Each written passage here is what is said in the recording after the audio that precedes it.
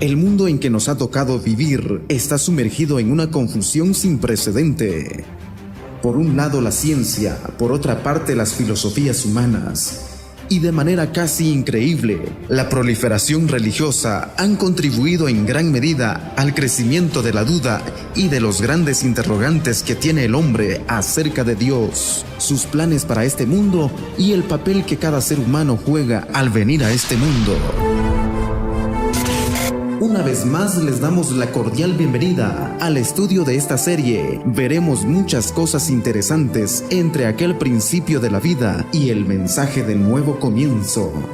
Lección de escuela sabática profundizada a la ley y al testimonio.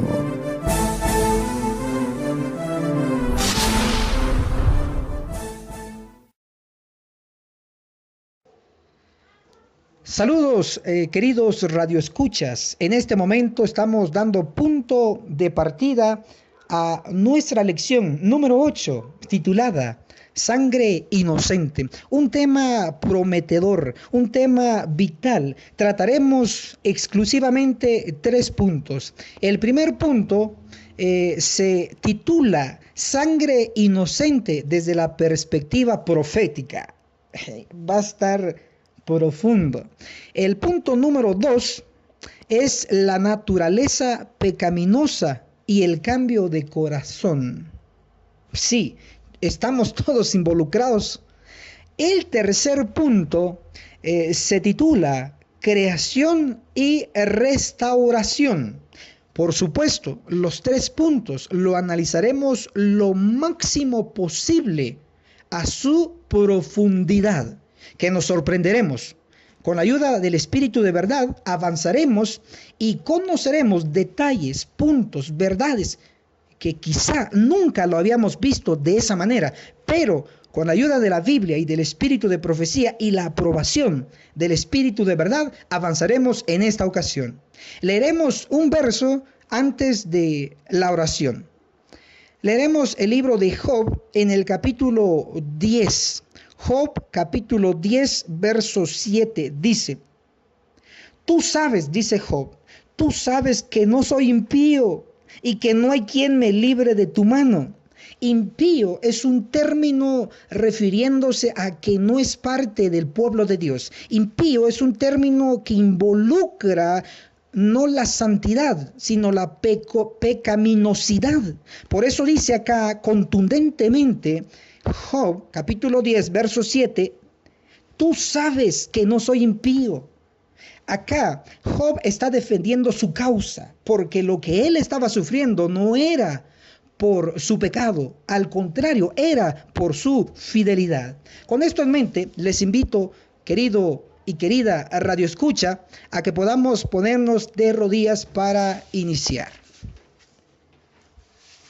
Oremos. Padre viviente, Padre Santo, gracias por la oportunidad que nos da en este momento. Pedimos su auxilio, pedimos su ayuda para avanzar con esta verdad oportuna en el análisis del libro de Job. Bendiga a todos los radioescuchas y a todos los youtubers que nos escuchan y nos ven. Gracias por esta oportunidad. Pedimos el auxilio de su Espíritu de verdad. Es nuestra petición en el nombre de Cristo Jesús. Amén. Ok, entonces iniciamos en nuestro primer punto, sangre inocente desde la perspectiva profética. Bien, en el libro de Job encontramos 2 términos que están fusionados y me refiero a lo que está escrito en el libro de Job, capítulo 1, verso 1, y dice, hablando de Job, que era intachable y recto. En mi versión utiliza el término intachable. Quizá en su versión también dice intachable. Sin embargo, en el hebreo, en el original, y en la versión King James que utilizaba la sierva del Señor para escribir sus libros inspirados, lo que le conocemos como el espíritu de profecía, tanto el original como el libro o la Biblia en inglés, la King James Version, en lugar de utilizar el término intachable, utilizan el término perfecto. Quizás su versión en español diga, ahí en Job, capítulo 1, verso 1, que él era perfecto y recto. Si su versión dice así, está perfectamente, está correctamente traducido. Debe decir perfecto y recto. Eso lo dice Job 1:1, pero también lo dice Job capítulo 1, el verso 8, repite la frase, era perfecto y recto. Eso lo encuentra en Job 1:8. También lo encontramos en Job capítulo 2, el versículo 3. Job 2:3 se menciona sobre Job que era perfecto y recto. Ahora, profundizaremos sobre el primer término, es decir, sobre perfecto. En hebreo, el término perfecto tiene un significado y es el siguiente: ser completo. También significa estar sano. También significa ser inocente. Interesante. Apunten eso. Perfecto en hebreo tiene estas definiciones: ser completo, estar sano, ser inocente.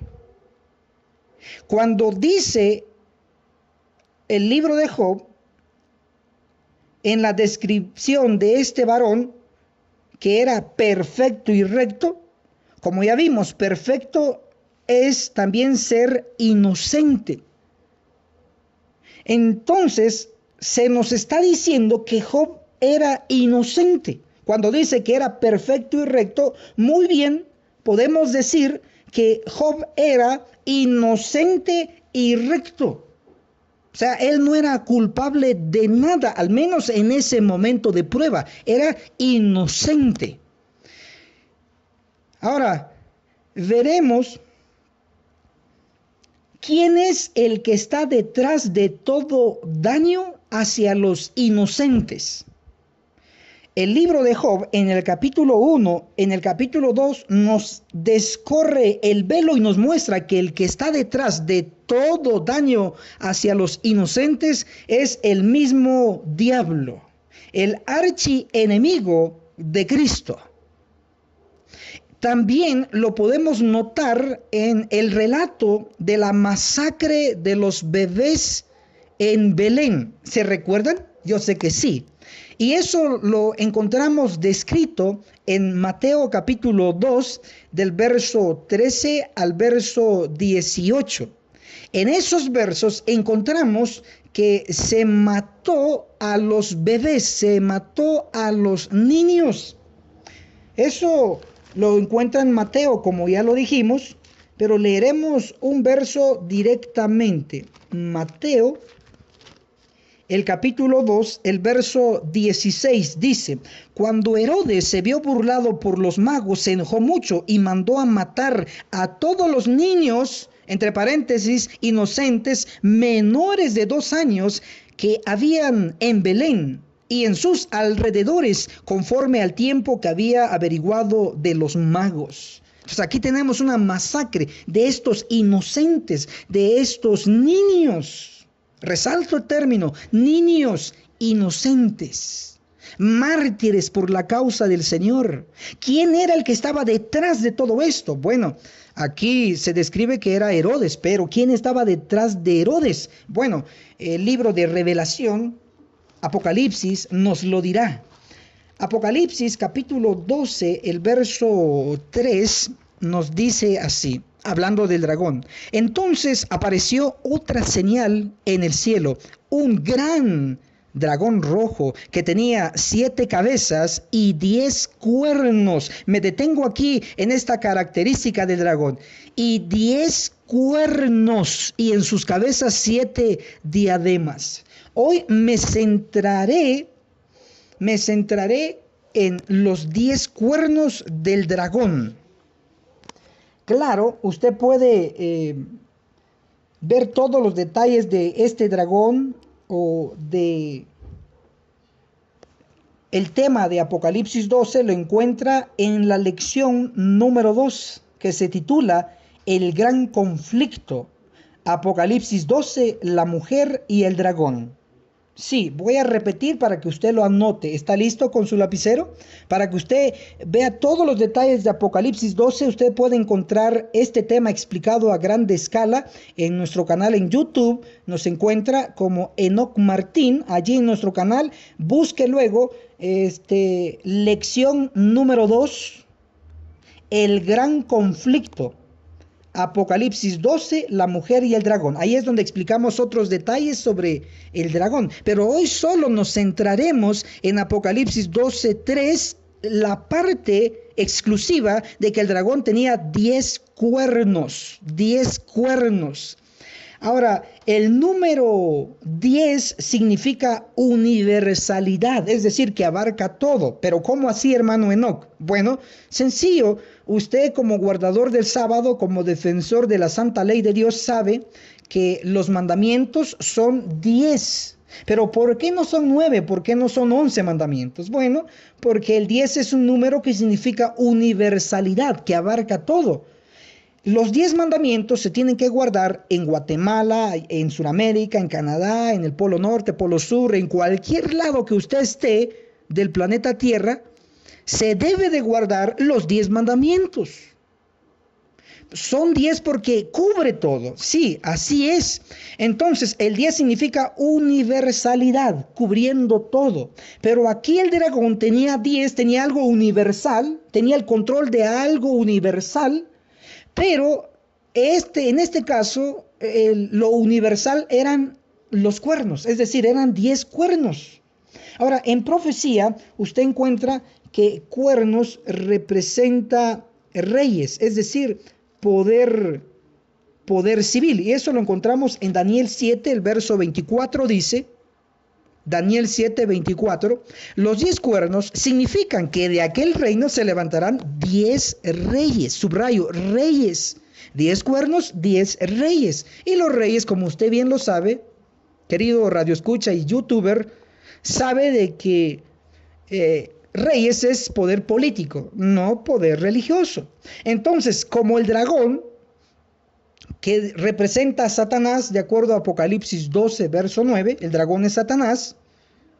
El dragón tenía 10 cuernos, implicando que Satanás tenía el control de todos los poderes políticos. Sí, él tenía el control. Y una de las muchas evidencias que tenemos es la matanza de los bebés inocentes por manos de Herodes. Pero ¿quién estaba detrás de eso? Estaba el dragón controlando a Herodes, uno de los cuernos. Claro, el dragón ha controlado todos los poderes políticos en el pasado y quiere controlarlos nuevamente. Para aquellos que están más interesados sobre este punto, pueden escribirnos en nuestro Facebook, en Enoch Marshalls, o pueden escribirnos en WhatsApp, que aparece en nuestra portada en nuestro muro en Facebook, o también en YouTube. Pueden escribirnos en los comentarios acá abajo, abajo de su pantalla en YouTube. Ahí hay una sección de comentarios. Pregúntenos, haga su pregunta, y si quiere más sobre que Satanás intenta controlar todo el poder político nuevamente para destruir a gente inocente, al pueblo de Dios, puede leer Apocalipsis capítulo 17, donde habla sobre la bestia escarlata. Y también tiene 10 cuernos. Pero bueno, ese es un tema, tiene conexión, sin embargo, tenemos otros puntos que tenemos que tocar. Así que los que están más interesados sobre este punto, ya dijimos qué pueden hacer. Entonces, regresamos sobre los inocentes.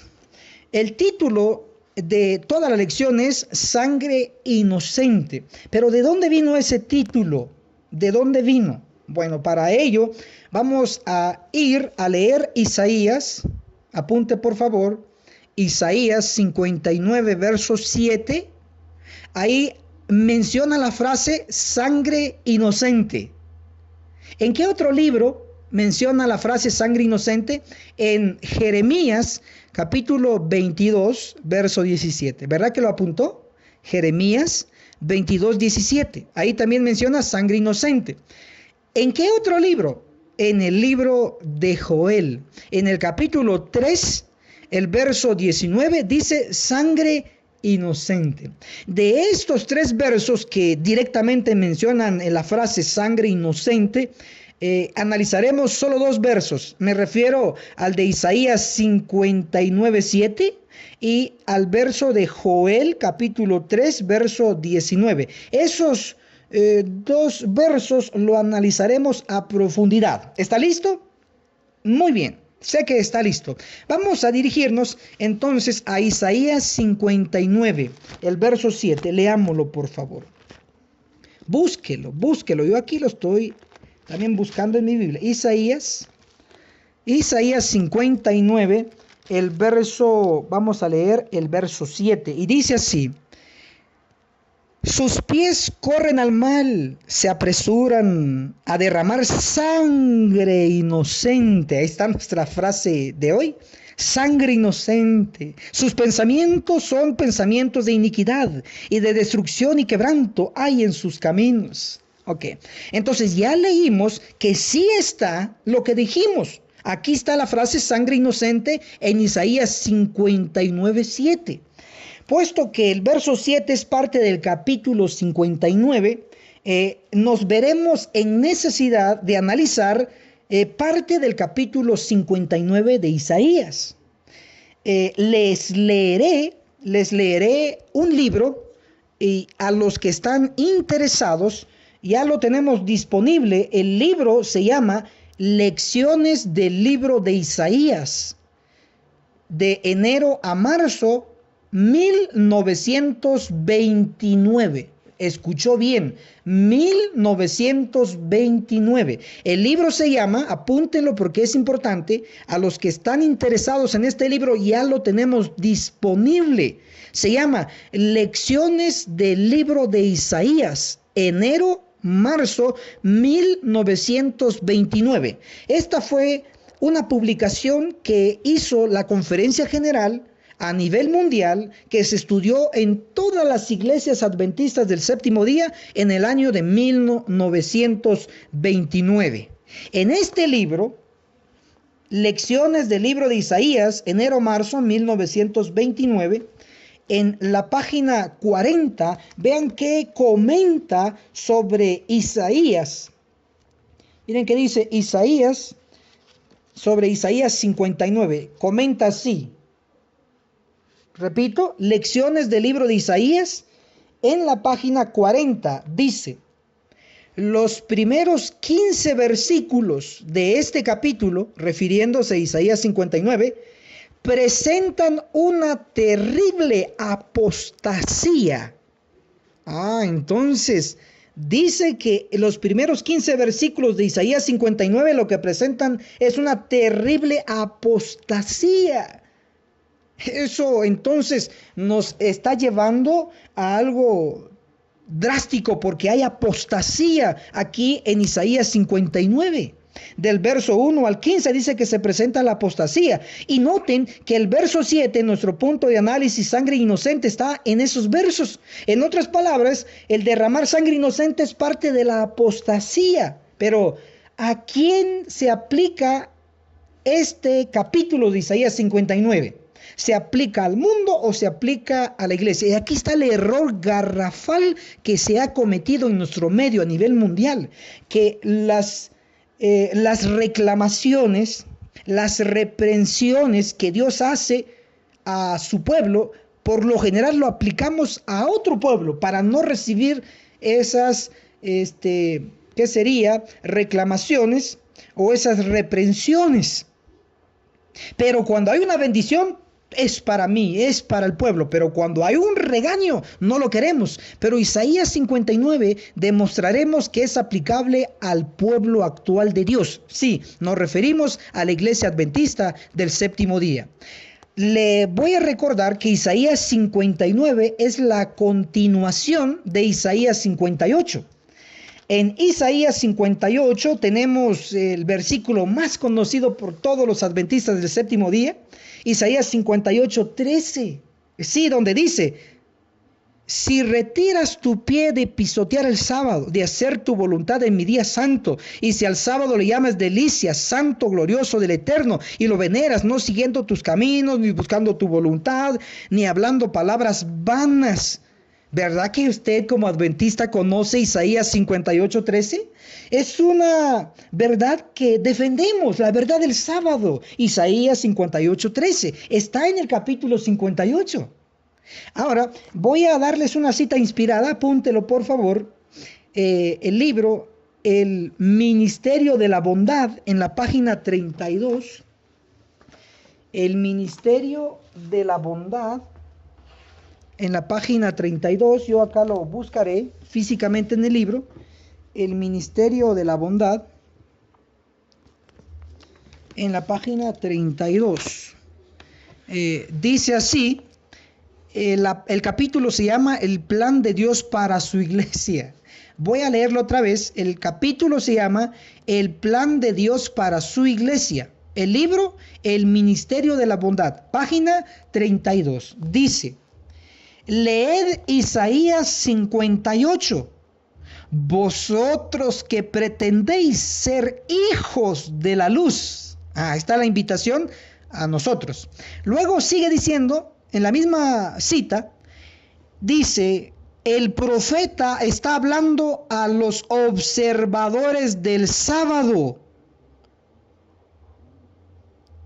no a los pecadores, no a los incrédulos, sino a aquellos que tienen la gran pretensión de santidad.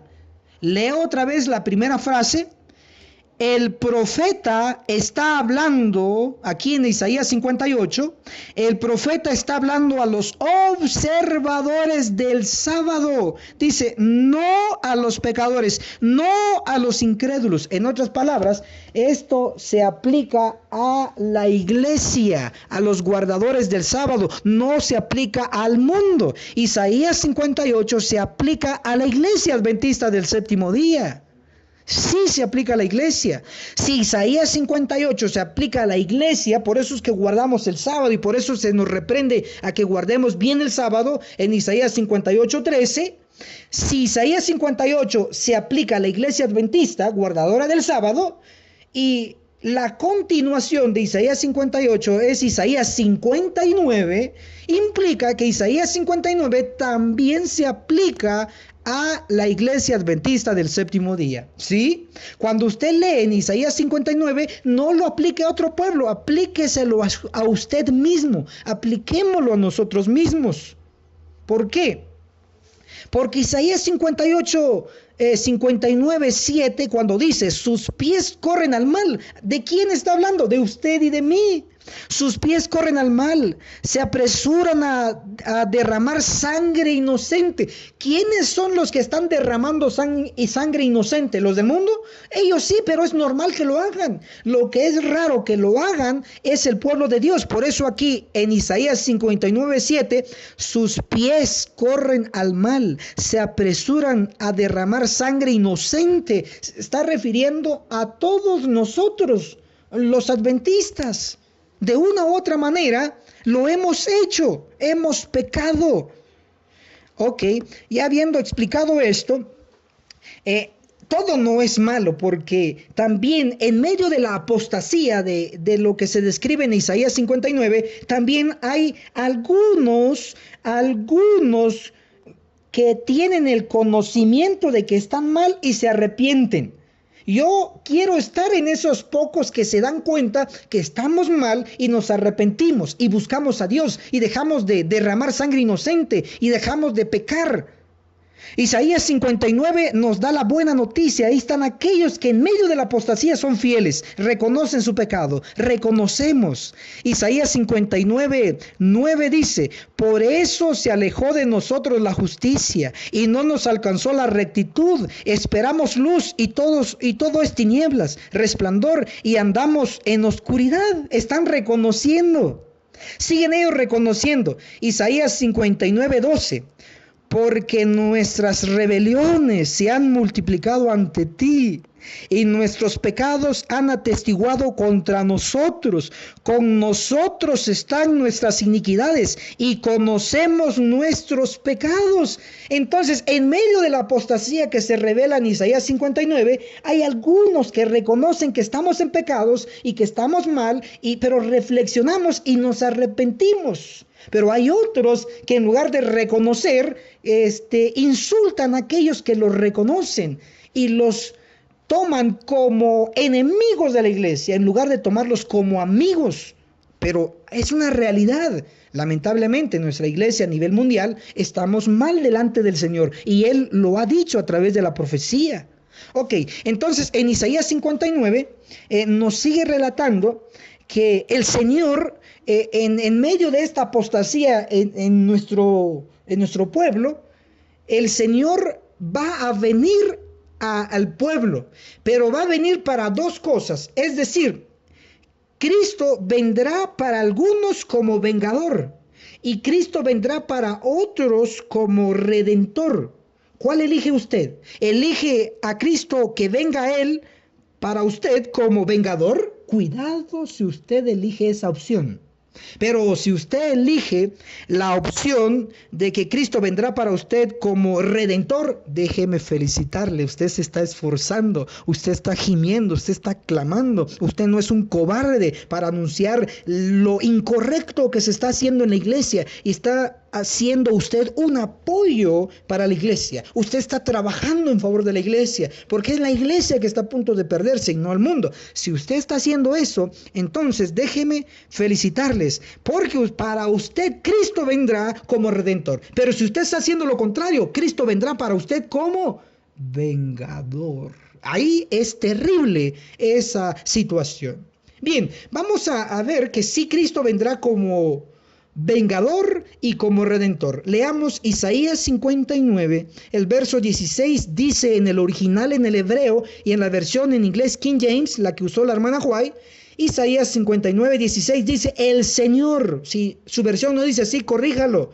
El Señor vio que no había hombre. Se está refiriendo a Cristo, el Señor.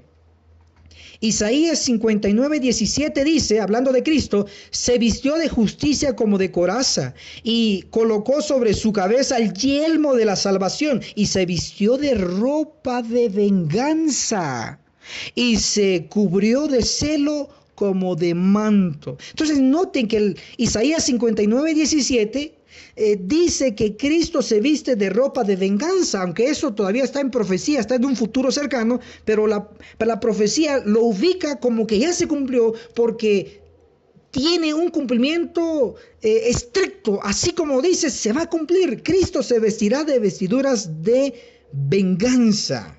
Ok, ahora notemos la secuencia. Después de que Cristo se vista de ropa de venganza, ocurre algo. Isaías 59, el verso 20 dice, el Redentor vendrá a Sión. Resalto, Isaías 59, verso 17, Cristo viene como vengador para los pecadores. Pero Isaías 59, el verso 20, Cristo viene como redentor. Por eso decíamos, usted elige, si quiere a Cristo como vengador, cuidado. Si elige a Cristo como redentor, felicitaciones. Va en buen camino. Ahora resaltaré que como adventistas del séptimo día, pues esperamos la segunda venida de Cristo en las nubes, una venida visible, como lo registra Primera de Tesalonicenses 4, 16 y 17, como lo registra Apocalipsis 1, 7, que todo ojo le verá. Claro, creemos en la segunda venida de Cristo con toda su gloria, con todo su séquito de ángeles, lo creemos, amén, gloria a Dios por esa verdad. Pero aquí Isaías 59, el verso 20, no está hablando de esa venida, está hablando de una venida cuando Cristo viene con vestiduras de venganza. Cuando Cristo viene no al mundo, sino viene a Sión. ¿Pero dónde dice eso? Bueno, leámoslo otra vez, por favor. Isaías 59, el verso 20, dice, el Redentor, Cristo, vendrá, es una venida, ¿a dónde? A Sión. Entonces, Cristo como Redentor vendrá, es una venida, pero dice no al mundo, sino a Sión. Ok. Para aquellos que aún no saben o no recuerdan, y aquellos que recuerdan, pues solo te recordamos, Sión representa a la iglesia. ¿En dónde está escrito eso? Bueno, les voy a dar la evidencia de peso. Toneladas pesa esta evidencia. Isaías 51, el verso 16, la última parte, Isaías 51, 16 dice, y diga a Sión, pueblo mío eres tú. Entonces noten que se está describiendo que Sión es el pueblo de Dios. Sión, pueblo mío eres tú. Lo deberíamos de saber de memoria. Isaías 51, 16. Pueblo mío eres tú, le dice Dios a Sión. Sión es el pueblo de Dios. Entonces regresemos a Isaías 59, el verso 20, cuando dice, el Redentor, Cristo, vendrá a Sión. Lo que está diciendo este verso es que Cristo vendrá a la iglesia adventista del séptimo día. Por supuesto que es posible. Sí es posible.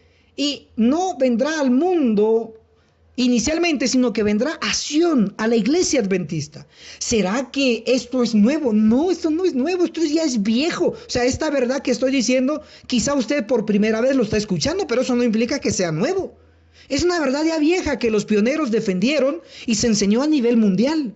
Déjenme darles una cita aquí del libro, un libro inspirado en el sentido de los comentarios ahí inspirados. Tenemos el libro que se llama Isaías, permítame aquí abrir este documento. Isaías, el profeta del Evangelio. Sí, ahí tenemos ese libro, repito, para que usted lo apunte, por favor, y si lo puede encontrar, está en inglés. El libro se llama Isaías, el profeta del Evangelio, volumen 3, página 49. Hermano, hermana, joven, niño, esto es muy importante. Anote este libro. Se llama Isaías, el profeta del Evangelio, volumen 3, página 49. Este fue el libro que se estudió a nivel mundial en 1929 y estuvo a la par de las lecciones de escuela sabática del primer trimestre de enero, febrero y marzo. Este libro tiene comentarios inspirados. Isaías, el profeta del Evangelio, volumen 3, página 49, dice así, se enseñó así a nivel mundial. Comentando Isaías 59:20, hablando del Redentor vendrá a Sión, dice así, oído a esto, adventista del séptimo día. Versículo 20, Isaías 59, el Redentor vendrá a Sión. Sigue el comentario, esta no es la venida en las nubes, sino la venida a la iglesia. Punto. Voy a leer otra vez. Qué bueno sería que usted lo apunte. No me enojaría que usted lo apunte ahí, la cita completa. Leo nuevamente. Dice, versículo 20, Isaías 59. El Redentor vendrá a Sión. Esta no es la venida en las nubes, sino la venida a la iglesia. Y cuando Él venga, refiriéndose a Cristo, y cuando Él venga, ¿a dónde? A la iglesia, Él hará la obra mencionada en Malaquías capítulo 3, del 1 al 3. ¿Dónde está escrito esto? Isaías, el profeta del Evangelio, volumen 3, página 49. Aquellos que quieran la cita, que se los envíe por correo electrónico o en el Facebook o que se lo envíe por WhatsApp o por el YouTube, ahí abajo en los comentarios, escríbanos abajo del canal en YouTube, abajo de la pantalla, escriba su comentario, hermano Martín, o hermano, no, queremos la cita del libro de Isaías, el profeta del Evangelio, volumen 3, página 49, nos pareció sumamente importante. Muy bien, yo con mucho gusto le voy a enviar esa cita, ahí importante, vital. Está diciendo esta cita que Isaías 59:20, cuando dice el Redentor vendrá a Sión, no se está refiriendo a la venida de Cristo en las nubes, sino que se está refiriendo a la venida de la iglesia. Hermano adventista, por favor, que quede claro en su mente hoy, de una vez por todas, que Cristo vendrá a la iglesia. ¿Pero a qué vendrá? A purificarla. Porque aquí dice que cuando Él va a venir, va a realizar la obra mencionada en Malaquías 3, del 1 al 3. Y cuando uno lee esos versos, se encuentra que va a ser purificado el pueblo, que va a ser purificado los hijos de Leví. Cuando dice hijos de Leví, se está refiriendo al liderazgo, a los ministros, a los pastores, porque los levitas eran los sacerdotes que servían al pueblo. Por eso dice hijos de Leví, refiriéndose a todo el ministerio.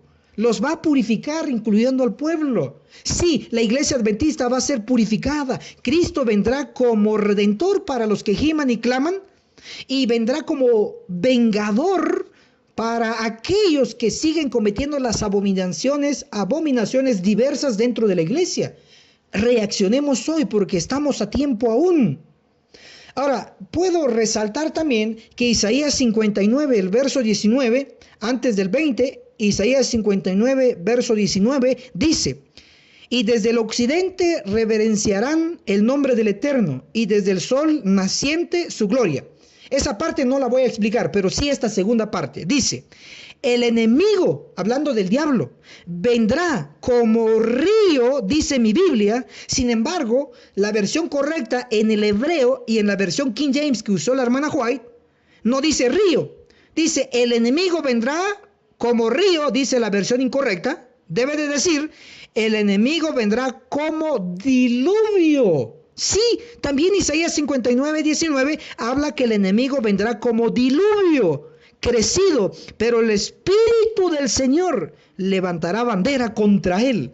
Entonces noten, cuando dice Isaías 59, el verso 19 en la segunda parte, que el diablo vendrá como un diluvio hacia la iglesia, está haciendo referencia a lo mismo que menciona Juan en Apocalipsis 12, el verso 15, donde el dragón, Satanás, el enemigo, la serpiente, abre su boca y echa un diluvio tras la mujer, tras la iglesia adventista. Y como ya explicamos, diluvio es agua y agua es gente, y como esa agua viene del dragón, de la serpiente, del diablo, no puede ser ninguna agua buena, no puede ser gente buena la que viene de ahí, debe ser agentes diabólicos. Pero noten que de acuerdo a Apocalipsis 12:15, el dragón, la serpiente, echa el diluvio de agua, el diluvio, esa gran inundación, lo echa tras la mujer, tras la iglesia, para acabarla, para destruirla. Si usted creía que ese pronóstico del diluvio de cizaña en la iglesia adventista solo lo dio Juan en Apocalipsis, estábamos parcialmente correctos. Pero hoy estamos aprendiendo que Isaías 59, verso 19, en la segunda parte dice: el enemigo, el diablo, la serpiente, el dragón, vendrá como diluvio. Claro. Pero cuando uno lee en Apocalipsis 12, el verso 16 dice la solución de ese diluvio de cizaña en la iglesia: y la tierra ayudó a la mujer. La tierra abrió su boca y absorbió todo ese diluvio de cizaña. Así como se revela la verdad en Apocalipsis 12, que el diluvio de cizaña del diablo en la iglesia no va a triunfar, sino que va a ser derrotado, va a ser eliminado. Eso también está registrado en Isaías 59, 19.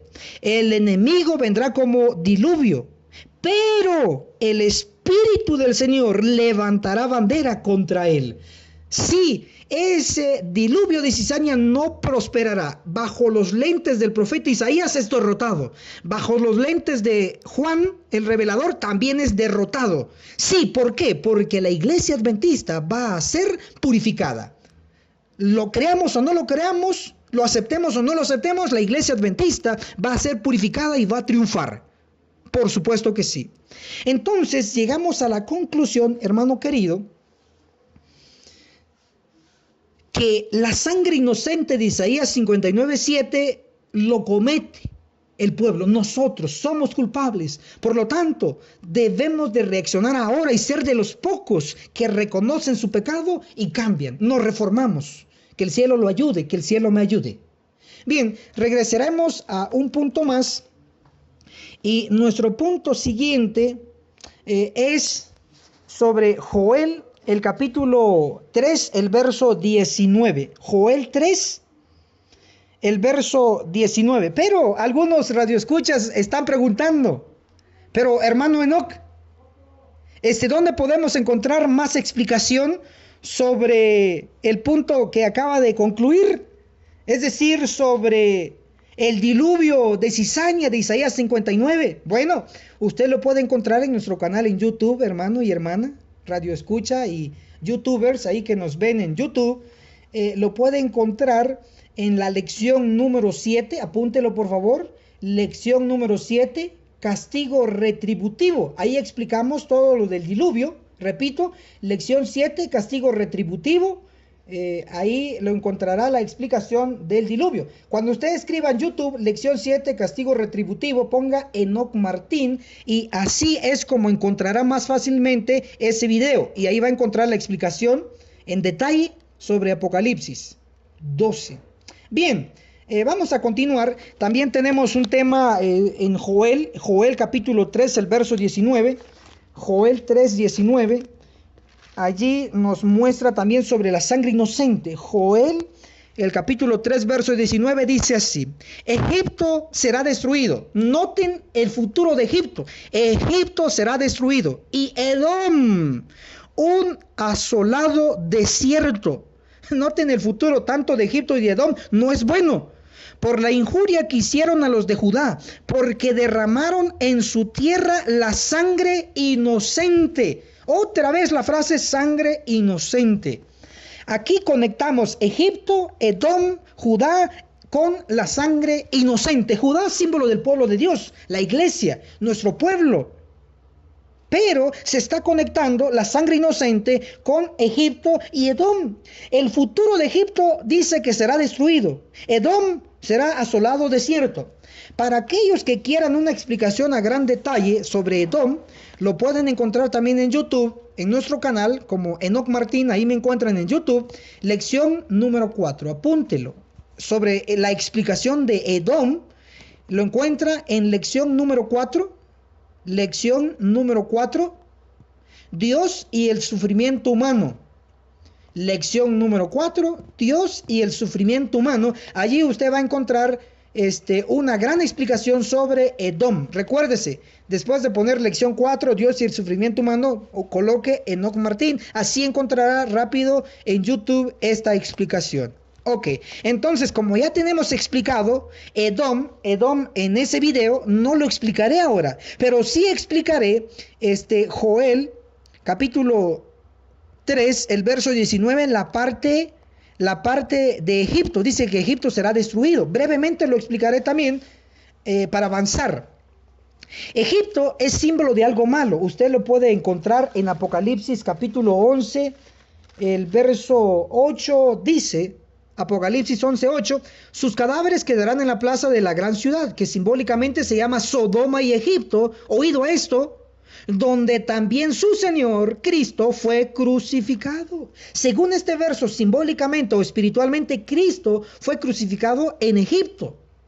Ok, entonces Egipto no es símbolo de nada bueno, sino es algo malo. Ahora, literalmente Cristo fue crucificado fuera de Jerusalén, es decir, en la Tierra Santa. Pero simbólicamente o espiritualmente, según este texto de Apocalipsis 11, verso 8, Cristo fue simbólicamente, espiritualmente crucificado en Sodoma y Egipto. Sodoma, usted sabe que habían homosexuales, pecado, fueron destruidos. Egipto, usted sabe también que era símbolo del ateísmo. ¿Por qué? Porque ellos no creían en Dios, creían en el gato, creían en otro, en el sol, etcétera, pero no creían en Dios, en el Dios verdadero. En ese sentido, ellos eran ateos porque no creían en el Dios verdadero. Y usted puede ver la historia de cuando sacaron al pueblo de Israel de Egipto. Eran ateos, no creían en Dios, en el Dios verdadero, pero sí en un montón de dioses falsos. Entonces, aquí notamos que Egipto es algo malo. Donde hay pecado se crucifica a Cristo, según este verso. Sin embargo, vamos a notar que como iglesia, la inspiración nos reprende que no vamos rumbo a Canaán, sino que vamos rumbo a Egipto, a la mundanalidad. Vamos a leer una cita inspirada, el libro llamado El Servicio Cristiano, el servicio cristiano en la página 49 y 50. Repito, porque sé que varios radioescuchas y youtubers están apuntando. Apunte.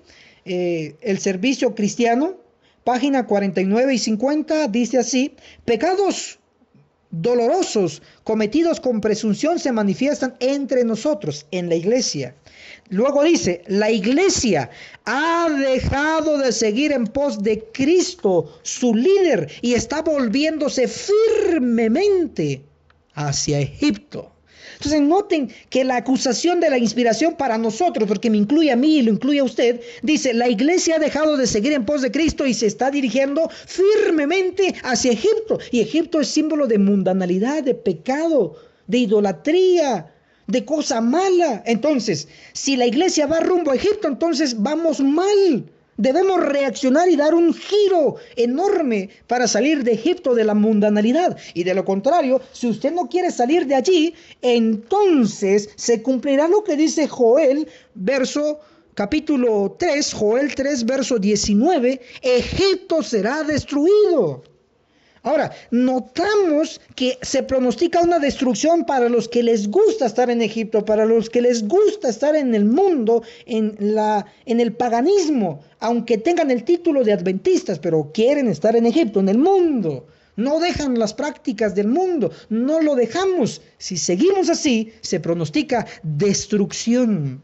Usted puede también leer bastante y encontrará que el espíritu de profecía nos alerta que la historia se repetirá y que aquellos que rechazaron el mensaje en 1888, revise por favor el libro que se llama, apúntelo, Lo que todo adventista debería saber sobre 1888, lo que todo adventista debería saber sobre 1888, en la página 40, note ¿qué dice sobre aquellos líderes que rechazaron el mensaje de John C. Waggoner?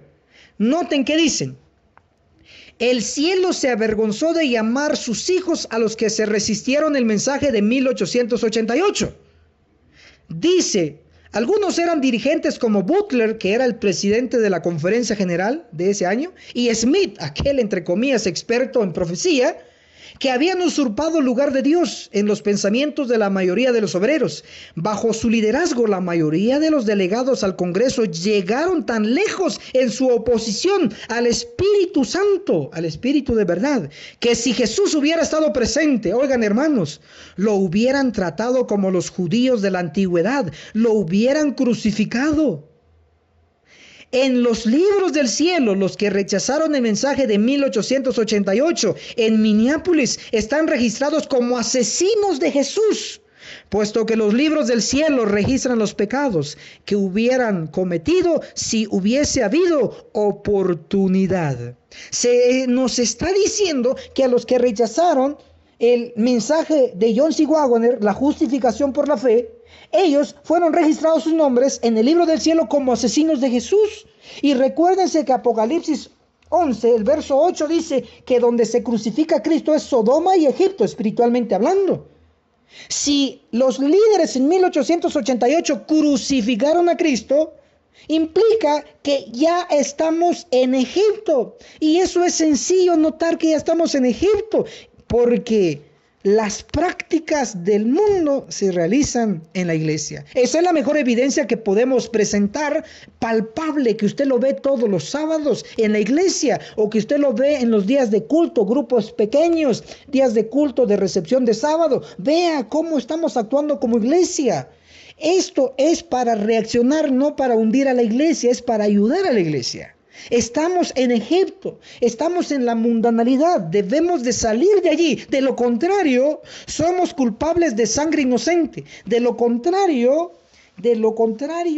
se nos destruirá, como lo dice Joel, capítulo 3, verso 19. Egipto será destruido.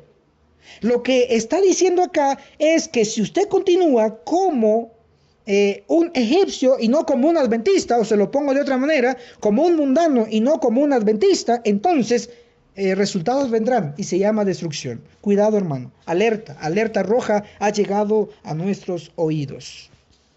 Para aquellos que nos están preguntando acá, en nuestros radioescuchas nos escriben, algunos están diciendo, bueno hermano, pero también ¿dónde podemos conseguir esta información? Hermano, yo les recomiendo nuestro canal en YouTube. Tenemos un video especial. Aquí estamos tocando a grandes rasgos nada más, pero no detalles más profundos, porque ya lo hemos explicado en otros videos. Usted puede encontrar este video sobre Egipto, lo encuentra así, con más detalles, cuál es el problema, cuál es la solución, lo encuentra en nuestro canal en YouTube, lo puede encontrar así como lección 12, de vuelta a Egipto. Lección 12 de vuelta a Egipto, Enoc Martín. Así lo encontrará y va a encontrar a grande escala toda la explicación sobre estos puntos. Pero por hoy, aquí en este tema, nos detendremos porque tendremos que tocar otros puntos, también vitales. Vamos a dirigirnos a nuestro segundo punto. Y nuestro segundo punto se trata sobre la naturaleza pecaminosa. Eso lo podemos leer en el libro de Job, en el capítulo 10, el verso 2 dice: diré a Dios, no me condenes, hazme entender por qué pleiteas conmigo. O sea, no lo comprendía Job por qué le estaba pasando todo eso malo, porque él no había pecado en ese momento, él estaba bien con Dios. Leemos Job capítulo 10, el verso 7, dice: tú sabes que no soy impío y que no hay quien me libre de tu mano. Job está declarando que él no tenía pecado. En ese momento él era inocente de lo que estaba sufriendo. Sin embargo, a pesar de que él era inocente, encontramos que Job, como todos los seres humanos, adquirimos desde el momento que nacimos la naturaleza pecaminosa, porque lo heredamos a través de nuestro padre Adán y nuestra madre Eva. Lo heredamos, esa naturaleza pecaminosa. De hecho, Pablo registra en el libro de Romanos, en el capítulo 3, del verso 10 al 20, acuérdese, esto es Nuevo Testamento, Romanos, el capítulo 3, del verso 10 al verso 20, ahí Pablo muestra su teología sobre la naturaleza pecaminosa, sí, que tiene todo ser humano. Entonces vamos a leer Romanos 3, el verso 10 al 12, dice así: pues está escrito, no hay justo ni aun uno. Verso 11, no hay quien entienda, no hay quien busque a Dios. Verso 12, todos se desviaron, se echaron a perder, no hay quien haga lo bueno, no hay ni uno. Estos tres versos, Romanos 3, versos 10, 11 y 12, esos tres versos, Pablo los tomó del Antiguo Testamento. ¿En dónde lo encontramos? Lo encontramos en Salmos, apúntelo, Salmos 14 del 1 al 3. Es el primer verso que Pablo, de donde Pablo tomó estas referencias que él escribió aquí a los romanos. Salmos 14 del 1 al 3, y también está escrito en Salmos, el capítulo 53 del 1 al 3. Ok, entonces seguiremos leyendo Romanos 3, el verso 13, dice así: sepulcro abierto es su garganta. Esa parte del verso lo encontramos en Salmos 5, el verso 9. Salmos 5, 9. Sigo leyendo Romanos 3, verso 13. Con sus lenguas urden engaños, veneno de áspides hay en sus labios.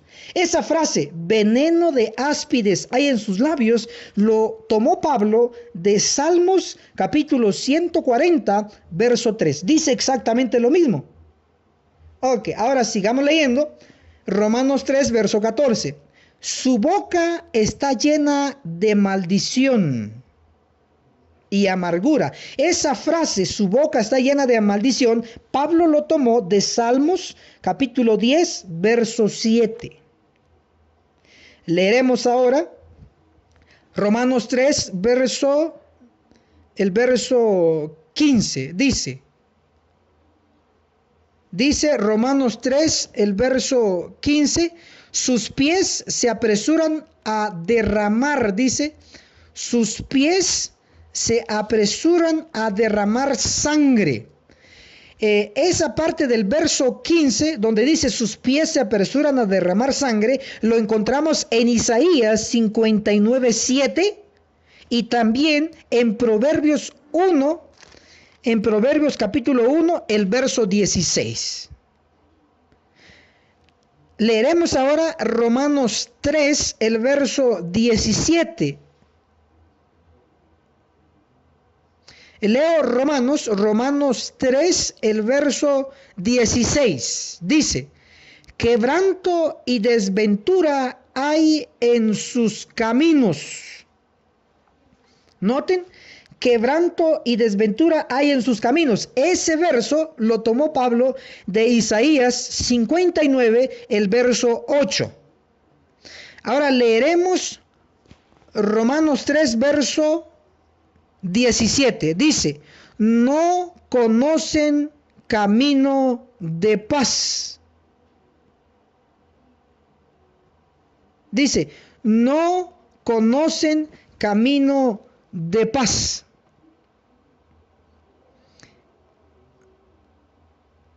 Eso lo encontramos también en Isaías 59, el verso 8.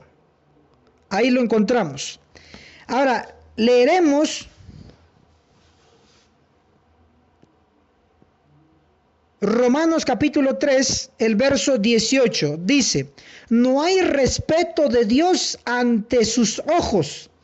Eso lo tomó Pablo en Salmos 36:1, donde dice, no hay respeto de Dios ante sus ojos. Ahora, ¿pero por qué di todo esto? Lo que queremos decir es lo siguiente, que Pablo de Romanos capítulo 3, del verso 10 al verso 20, los versos que aparecen allí estuvieron basados en el Antiguo Testamento, especialmente en el libro de Salmos, en el libro luego de Isaías y de Proverbios. Pero tanto el libro de Salmos está en el Antiguo Testamento, tanto el libro de Isaías está en el Antiguo Testamento y tanto el libro de Proverbios está en el Antiguo Testamento. Esos libros fueron la base de Pablo para decirnos la naturaleza pecaminosa que todos heredamos. Y noten que Job, el patriarca, existió en el Antiguo Testamento, existió en el pasado, antes del Nuevo Testamento. Como Job existió en aquel tiempo, también Job era parte de los que nacieron con naturaleza pecaminosa, es decir, con tendencia a pecar. Sí era inocente, pero él tenía naturaleza pecaminosa. Hasta Cristo también adquirió la naturaleza humana con la tendencia a pecar. Sin embargo, él no pecó, implicando que sí se puede vencer, como lo logró Job y lo logró Cristo. Pero ¿será que todo el tiempo vamos a estar nosotros cayendo y luego levantándonos, pecando y luego pidiendo perdón a Dios? ¿Será que todo el tiempo va a ocurrir así? ¿O será que va a ser la misma rutina? Yo peco, yo pido perdón, yo peco y pido perdón, yo peco y pido perdón. ¿Será que esa va a ser la rutina tan aburrida? ¿O va a ser de que ya no vamos a pecar? Ya no vamos a tener el deseo de pecar. Claro que sí. Vamos a notar que Ezequiel capítulo 36 nos muestra una gran verdad sobre un cambio de corazón. Hoy tenemos el corazón que nos agrada el pecado. Nos fascina el pecado. Esa es la carne que nos atrae. Sin embargo, a pesar de eso, con la tendencia pecaminosa debemos de vencer. Como lo hizo Cristo, como lo hizo Job, como lo hizo José, el que estuvo en Egipto, ese fiel siervo del Señor, y como lo hicieron otros grandes hombres, lo lograron vencer y al final obtuvieron vida eterna. Vida eterna. Si ellos pudieron, usted y yo podemos también. Ahora notaremos que Ezequiel, capítulo 36, el verso 24, y luego el verso 25 y 26, leeré Ezequiel 36, verso 24 dice: os tomaré de las naciones, os juntaré de todas las tierras y os traeré a vuestro país. Estos versos no necesitan explicación, son claros. Ezequiel 36, 24 está diciendo de que Dios nos tomará de todas las naciones y nos llevará a nuestro país. Está hablando de una reunión en un sitio, en un lugar. Para Dios nada es imposible. Si Él lo dice, Él lo hará. Esto nunca se ha cumplido, que Dios va a reunir a su pueblo en un mismo lugar. Aquí dice, en vuestro país.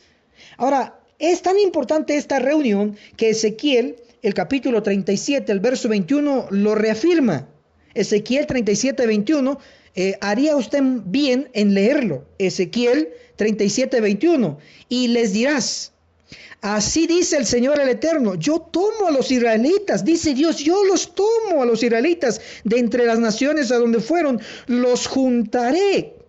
¿Quién los juntará? Dios los juntará de todas partes y los traeré a su tierra.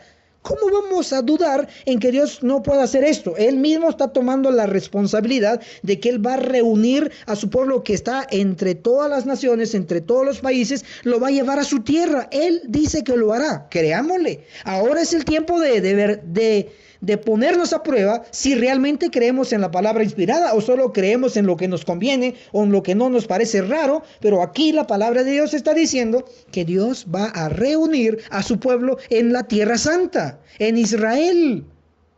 Noten que eso es lo que dice Ezequiel 37, 22. Los haré una nación en la tierra, en los montes de Israel. Ahora, si usted quiere más información sobre este tema, sobre esta reunión solemne, importante, que Dios mismo lo va a efectuar, Él lo está prometiendo, notará que hay un sinnúmero de profetas apoyando lo mismo, la misma verdad. Puede ver nuestro video que se llama El Reino Premilenario. Búsquelo en YouTube, El Reino Premilenario, Enoch Martín. Allí, El Reino Premilenario, en ese video usted va a encontrar detalles y de verdad que se va a sorprender, se lo garantizo. Se va a sorprender que habrá una reunión en la Tierra Santa según la evidencia textual de la palabra inspirada. Regreso a Ezequiel 36, el verso 24, dice: os tomaré de las naciones, os juntaré de todas las tierras y os traeré a vuestro país. Ezequiel 36, 25. Esparciré sobre vosotros agua limpia y seréis limpiados de todas vuestras inmundicias y de todos vuestros ídolos. Dios nos está prometiendo, primero, reunirnos en la tierra santa. Segundo, dice limpiarnos. Vean, tercero, ¿qué viene? Tercero, Ezequiel 36, verso 26. Os daré un corazón nuevo y pondré un espíritu nuevo dentro de vosotros. Quitaré de vuestra carne el corazón de piedra y os daré un corazón de carne. Entonces noten que estando primero donde Dios promete reunirnos, nos va a limpiar, y después de limpiarnos de todos nuestros pecados, Él promete darnos un corazón nuevo. Nos quitará el corazón de piedra y nos pondrá un corazón de carne, como lo dice: pondré un espíritu nuevo dentro de vosotros, quitaré de vuestra carne el corazón de piedra y os daré un corazón de carne. Hoy nosotros en el corazón de piedra tendemos a pecar, estamos inclinados, pero debemos de vencer. Pero se promete hacernos una operación. Él lo va a hacer, así como operó a Adán, le quitó una costilla y luego formó a Eva. Si eso fue posible y si usted cree en eso, y que sé que lo cree, entonces debe de creer esto también. Habrá una operación en cada uno de nosotros, según el orden que se está dando en Ezequiel 36. Cambia corazón de carne, es decir, quita el corazón de piedra y pone un corazón de carne. El corazón de carne está inclinado solamente al bien. Regresaremos al estado original, regresaremos al estado que Dios siempre ha querido. No inclinados al pecado, sino inclinados al bien. Pero ¿será posible este cambio? Por supuesto que sí. Usted lo puede corroborar también en un ejemplo muy palpable que usted conoce, y me refiero a lo que está escrito en Daniel capítulo 4, el verso 16, Daniel 4, 16. Ahí se describe que Dios le cambió el corazón de humano. A Nabucodonosor le quitó el corazón de humano, de hombre, y le puso un corazón de bestia. Eso fue una operación que Dios hizo, eso no fue imaginario, eso fue real. O sea, Dios le quitó su corazón de hombre y le puso un corazón de bestia. Y usted sabe cómo vivió durante 7 años Nabucodonosor, como una bestia. Él no sufrió estando allá en el campo comiendo pasto con los bueyes. Él disfrutó comiendo pasto, mascó y rumió igual que otro animal. Sí, él disfrutó ese estado como bestia, porque se le quitó el corazón de hombre y se le puso el corazón de bestia. Sí, claro que pudo Dios hacer ese cambio. Si pudo hacer ese cambio con Nabucodonosor, puede hacerlo con nosotros. Nos quita el de piedra y nos pone el de carne. Pero esa es la promesa según el orden de Ezequiel 36. También tenemos otro ejemplo, y eso lo encontramos en Daniel 7:4. Daniel 7:4, ahí tenemos un cambio, pero es al inverso. Está la bestia que le llama un león. Dice que se le quitó al león, a la bestia, se le quitó el corazón, el corazón de bestia y se le puso un corazón de hombre. O sea, estamos dando estos ejemplos porque sí es posible. Dios es todopoderoso para hacer estos cambios. Llegará el momento en que la rutina se acabará. Es decir, ya no más pecado. Estaremos inclinados al bien. Esa es la operación de corazón pronosticada. Espero que usted lo experimente junto conmigo. Juntos lo realicemos. Es decir, que el Señor tenga misericordia de ambos, de los que me escuchan y de todos aquellos que realmente quieren salvarse. Vamos a nuestro último punto, y nuestro último punto lo encontramos en la palabra inspirada aquí de Job. Job capítulo 10, el verso 8 al verso 12, repito, Job 10 del 8 al 12, encontramos el tema de la creación del hombre. Leeré el 8. Tus manos me formaron y me hicieron. Te volverás ahora para deshacerme, dice aquí.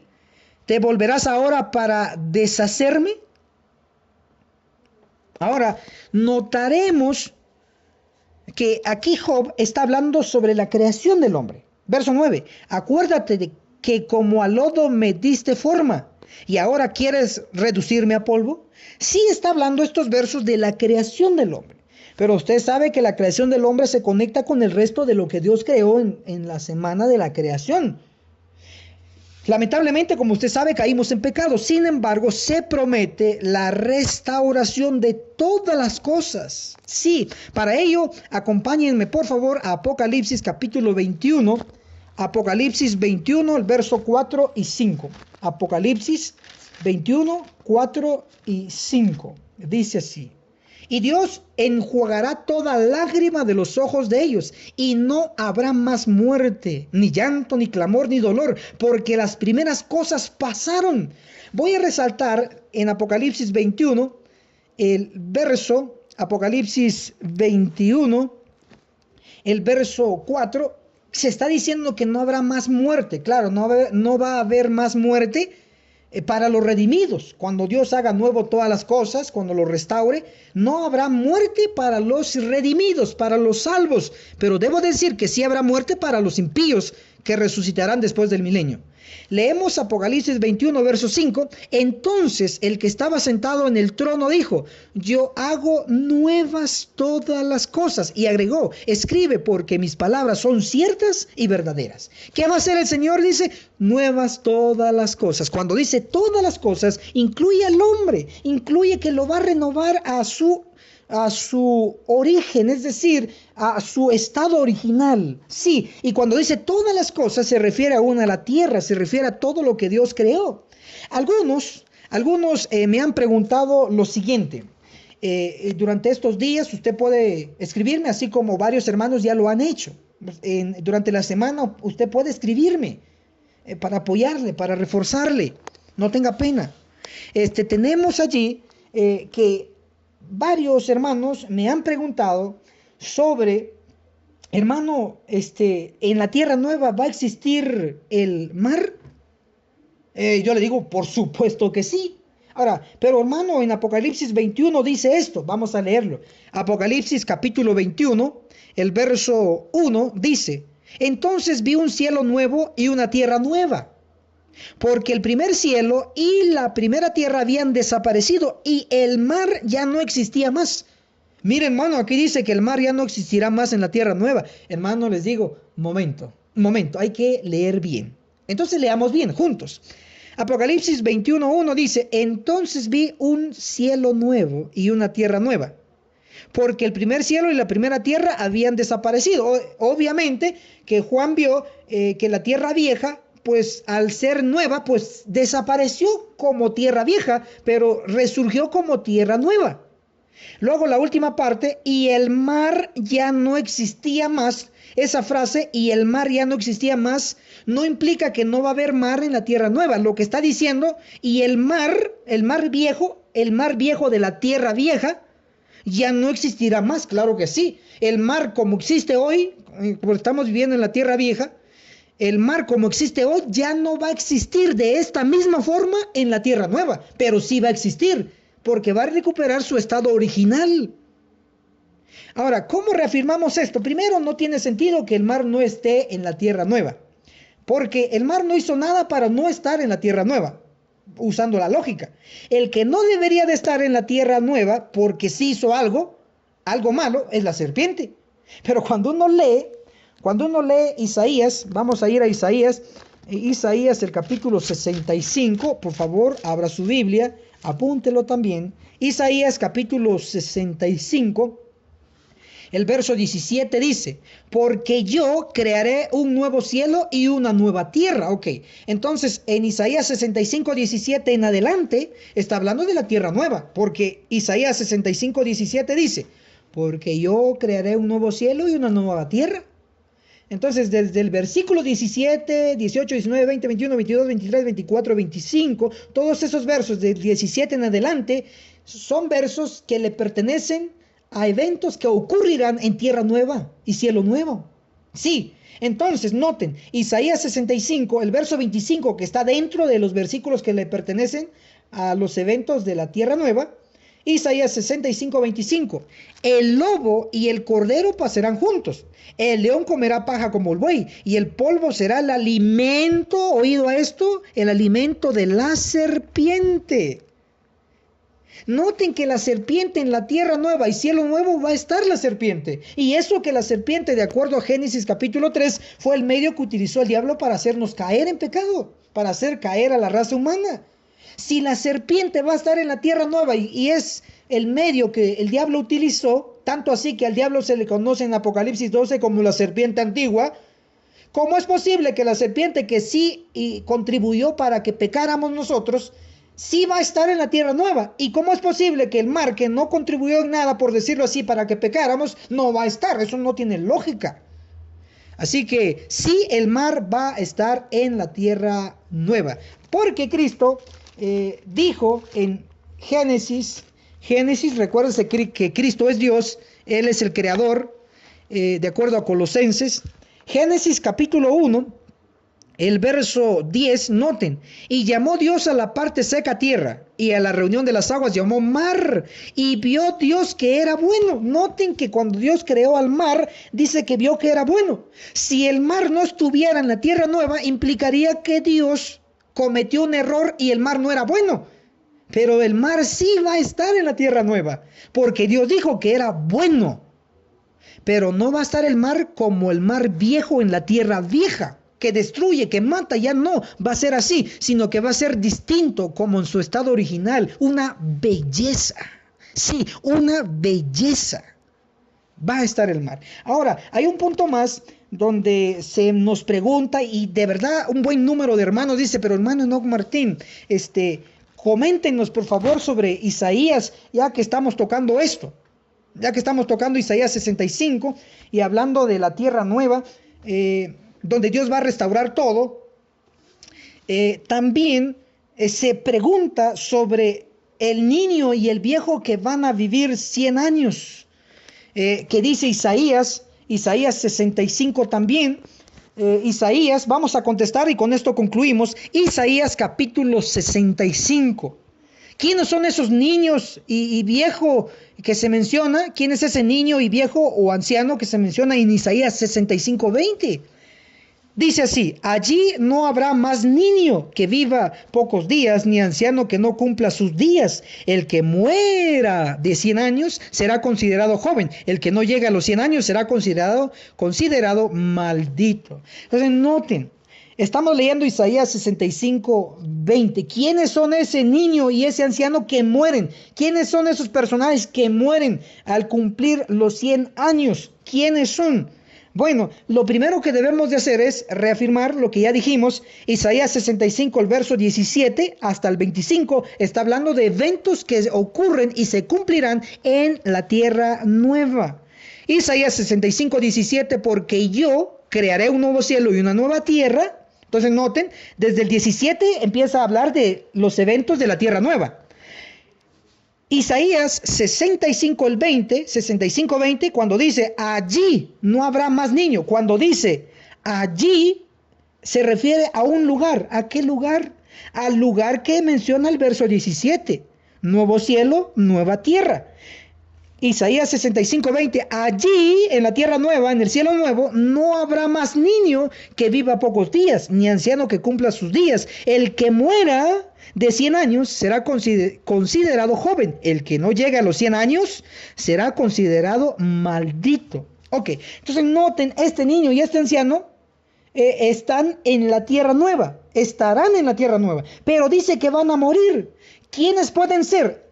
Acuérdese. Refresque su mente. Acuérdese que después del milenio Dios va a hacer tierra nueva y cielo nuevo. Y después del milenio los únicos que van a estar existiendo son los redimidos que van a descender en la nueva Jerusalén. Todos los redimidos de todas las épocas en la nueva Jerusalén descienden sobre el monte, allá en el monte de la Tierra Santa. Allí se hace un gran valle y se asienta la nueva Jerusalén. Ahí están los redimidos de todas las épocas. Pero después del milenio usted sabe también que habrá una resurrección de impíos, de paganos, de todos los que se perdieron. Van a resucitar.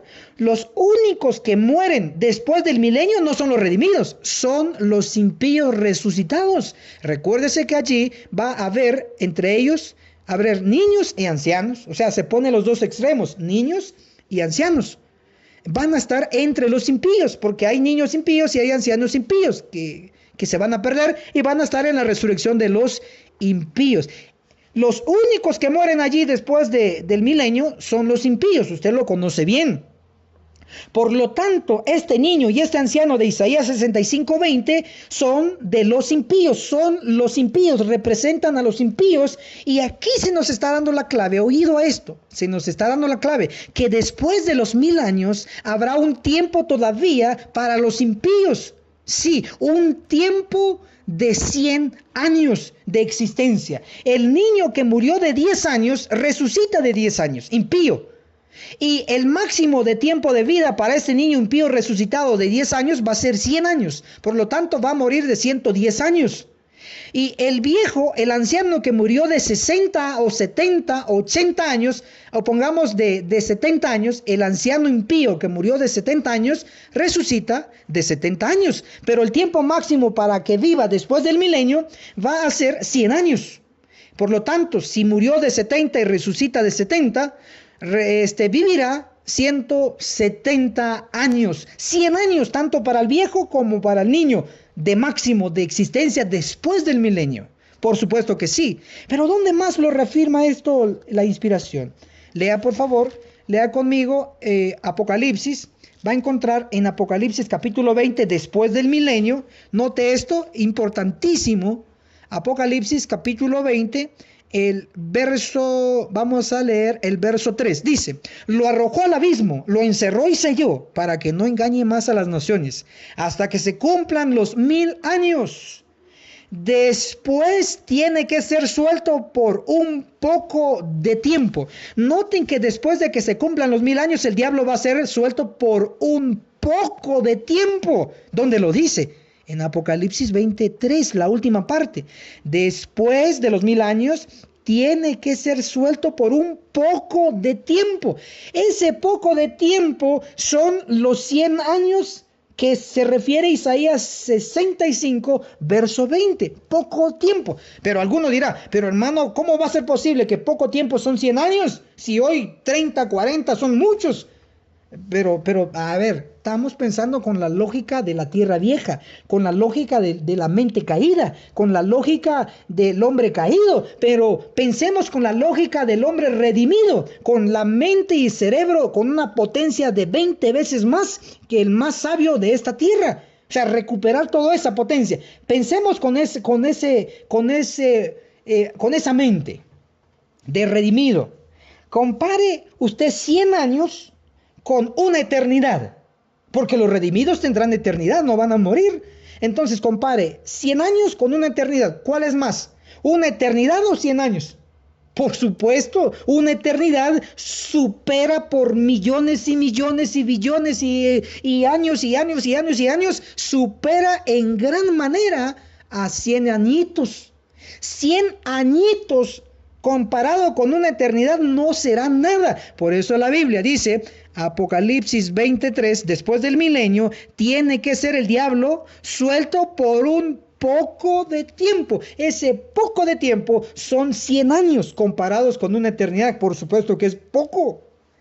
Ahora, ¿pero por qué se requerirá 100 años? Bueno, ¿usted qué cree que todo va a ser en un instante, en un abrir y cerrar de ojos? Muy bien, resucitan, el lago de fuego, ¡boom!, se desaparecieron. No, todo es un orden. Notaremos que después de que los impíos resuciten, usted puede leer todo Apocalipsis 20 y encontrará que el diablo los va a organizar por escuadrones, los va a engañar, los va a convencer que él los resucitó, un mentiroso, etcétera, etcétera. Y eso lleva tiempo, los va a preparar para la guerra porque ellos van a ir a atacar la ciudad. Ustedes pueden leer Apocalipsis 20. El verso 9 dice, subieron a través de la ancha tierra y cercaron el campamento de los santos, esa es la Nueva Jerusalén, y la ciudad amada, pero descendió fuego del cielo y los devoró. Noten que ellos se dirigen a atacar a la ciudad amada, a la Nueva Jerusalén, donde estarán los redimidos. Si se dirigen allá porque es que van a ir a una guerra, y esa guerra le llama, saldrán a la guerra de Gog y Magog. Es lo que dice Apocalipsis 20. Va a haber una batalla, Apocalipsis 28. Y saldrá a engañar a las naciones. Noten que el diablo todavía engaña, tiene tiempo.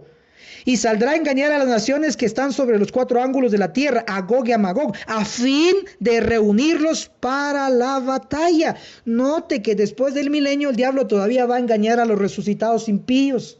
Los engaña, y cuando los engaña los va a preparar y los va a entrenar para la batalla. ¿Ustedes creen que Hitler, el Napoleón, el diablo mismo, Goliat y todos esos paganos que van a estar ahí juntos, creen que ellos van a ir a lo loco a pelear a la Nueva Jerusalén? No, ellos se van a preparar. Eso va a requerir tiempo. Aún va a requerir tiempo para que el diablo engañe a ellos, a los impíos. Ahora, y en ese tiempo de los 100 años, ¿qué va a ocurrir? Bueno, Primeros Escritos se los recomiendo, da grandes detalles. Primeros Escritos, página 293. Primeros Escritos, en la página 293, ahí nos menciona detalles sobre la segunda resurrección después del milenio. Repito, Primeros Escritos, página 293. Aquí lo estamos buscando. Usted también, si tiene su libro, vaya a traerlo, por favor. Primeros Escritos, en la página 293. Vean qué dice acá.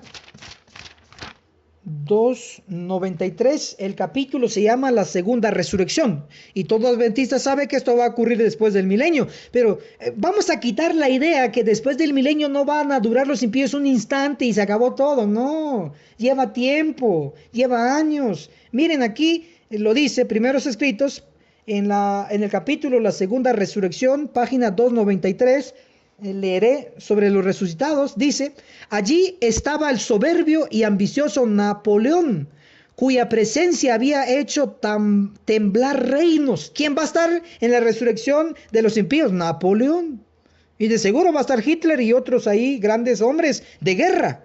Luego dice, al salir de la tumba reanudaban el curso de sus pensamientos donde lo habían interrumpido la muerte.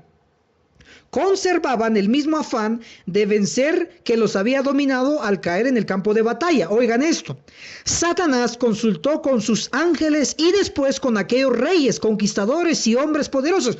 Note que hay resurrección y todavía hay reuniones de Satanás, sus ángeles, y luego con los reyes, con los conquistadores. Va a haber tiempo todavía, lo necesario para que ellos se organicen. Sigo leyendo, mismo libro, misma página.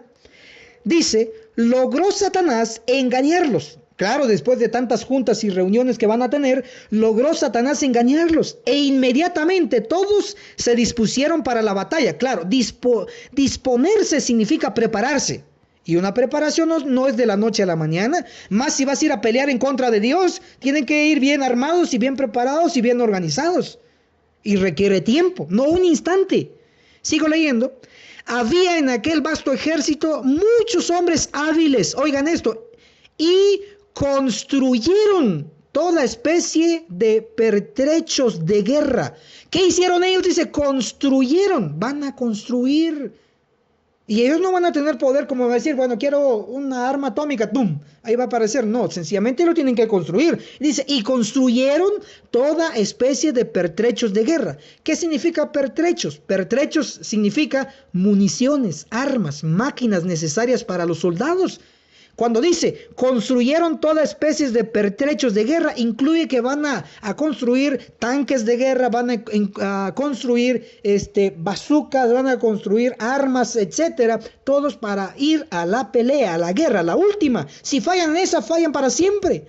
Había en aquel vasto ejército muchos hombres hábiles y construyeron toda especie de pertrechos de guerra.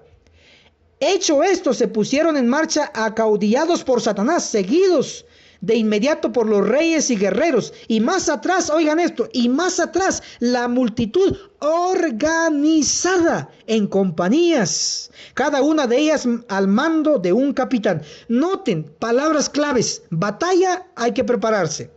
Dice, construyeron, hay que construir, lleva tiempo. Dice, organizada, una compañía organizada, lleva tiempo también. Entonces, sé por fe que se nos ha quitado la idea que después del milenio no va a ser un instante todo. Ok, resucitan, van a atacar y viene el fuego del cielo, ¡bum!, se acabó. No, dice que va a ser un poco de tiempo, y ese poco de tiempo, según Isaías 65:20, van a ser 100 años. Por supuesto, es poco de tiempo comparado con una eternidad. Hermano querido, hemos llegado a la conclusión. Hay grandes verdades profundas. Gracias por apoyarnos en el repaso de Escuela Sabática Profundizada. Vamos a concluir, por favor, de rodillas. Arrodillémonos. Padre Santo, Padre Viviente, gracias porque nos ha dado esta oportunidad de estudiar su palabra. Bendiga a nuestros radioescuchas, bendiga a nuestros youtubers allá que nos están viendo en YouTube y en los distintos países. Gracias, Señor, porque nos motiva a través de este buen número de creyentes y amantes de la verdad presente. Bendígalos poderosamente, en nuestra petición, en el nombre de Cristo Jesús. Amén.